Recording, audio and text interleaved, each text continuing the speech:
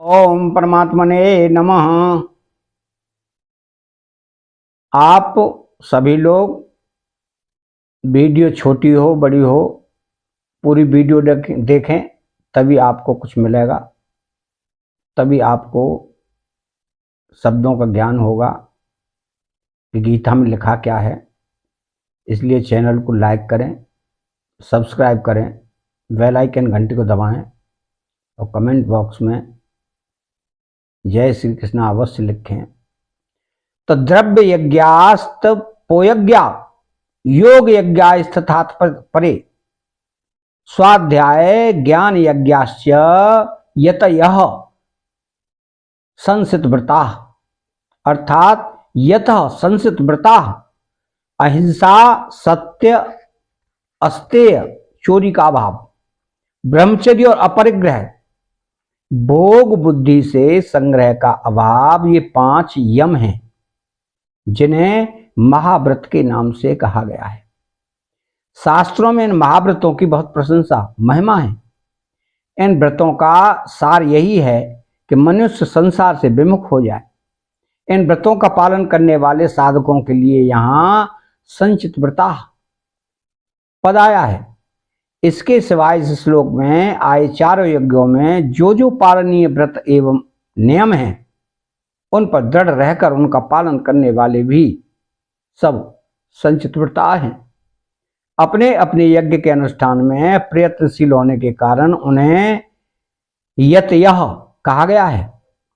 संचित व्रता पद के साथ द्रव्य यज्ञा, तपो यज्ञा, योग यज्ञा और ज्ञान यज्ञ की तरह यज्ञ पद नहीं दिया जाने के कारण इसे अलग यज्ञ नहीं माना गया है।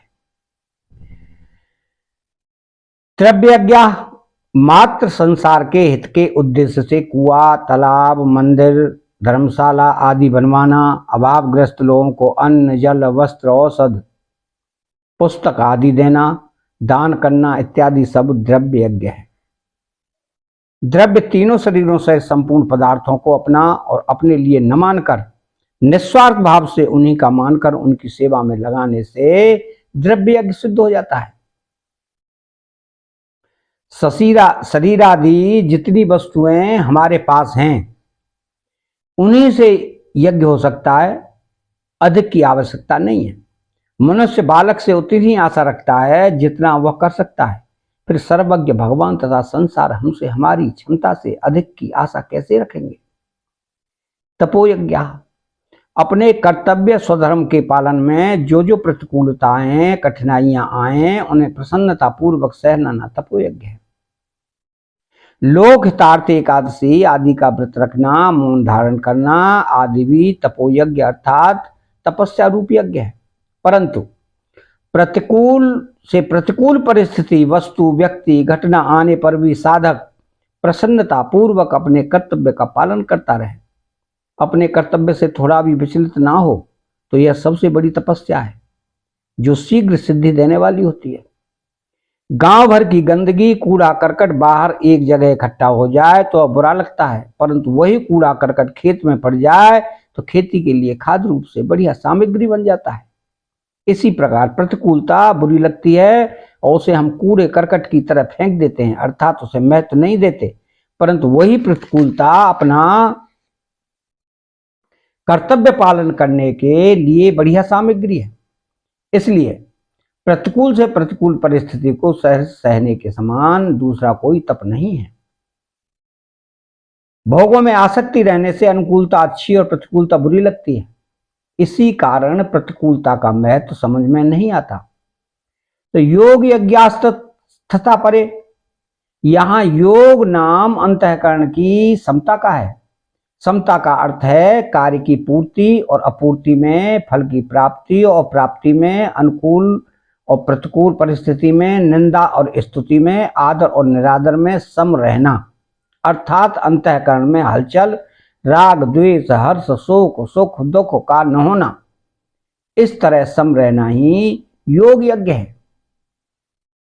स्वाध्याय ज्ञान यज्ञ केवल लोकहित के लिए गीता, रामायण, भागवत आदि का तथा वेद, उपनिषद आदि का यथाधिकार मनन विचार पूर्वक पठन पाठन करना, अपनी वृत्तियों का तथा जीवन का अध्ययन करना आदि सब स्वाध्याय रूप ज्ञान यज्ञ है। गीता के अंत में भगवान ने कहा है कि जो इस गीता शास्त्र का अध्ययन करेगा उसके द्वारा मैं ज्ञान यज्ञ से पूजित होऊंगा, ऐसा मेरा मत है। 18वें अध्याय का 17वां श्लोक तात्पर्य यह है कि गीता का स्वाध्याय ज्ञान यज्ञ है। गीता के भावों में गहरे उतरकर विचार करना, उसके भावों को समझने की चेष्टा करना आदि सब स्वाध्याय रूप ज्ञान यज्ञ में आता है। अतः चैनल को सब्सक्राइब करें, बेल आइकन घंटी को दबाएं और कमेंट बॉक्स में जय श्री कृष्णा लिखें और जय श्री कृष्णा।